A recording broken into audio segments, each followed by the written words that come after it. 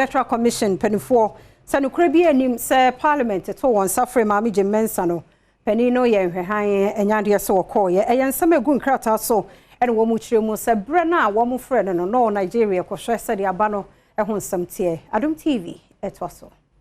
Abato komisa turensem de kunkrata so abomo etrese wonensa kamanebo bia etrese chairperson ma abato komisa no ebrum ahebedwafi enimtia wabroto wonsa de frɛ no se womra mahebedwafi a wansi ho wonsemi ho no womo eka magana de hye nyina atese hukwada ogefo bosomede etoso aduonomie no wafimpinu ne aduonomie no emu no abato komisa no ensa eka nkrata bia na efiri mahebedwafi na wonkrata no mo no woto wonsa de free commission no se wombra na leadership of the house no womepense womo constitutional instrument no emu emfankyere womo ogefo bosomede etoso aduonomie no mu wafimpinu ene aduononan no emu na abra sankrata no eka wonsa no chairperson ma commission no de nani atwe Nigeria mine mu ena was near connect for in share mu bia na ekoso ho inti na no krampo endan chen no Dr. Bosman Asawe ya no ye deputy chair ema corporate services no ene mpanyefo ni bia ka commission no ho abo mo homodin ya de omani atwe nhyiamu no ase na ho wasema esiye ene sa abra mo koju honom no nhyiamu ana mo hwese nkese se baso no wo mo etwemu enam donkuma ne nsem bia mo de tudwa ya na mo etrese wo mo hwe isi chairperson na nkasa mo ewo nhyiamu no ase oto wo nsem so won krata no mo etrese nsem a yetwa ne ho a etrese isi chair no abo my Ghana no enya de se no kuribia ewo mesanse ogosua wo Nigeria man no emu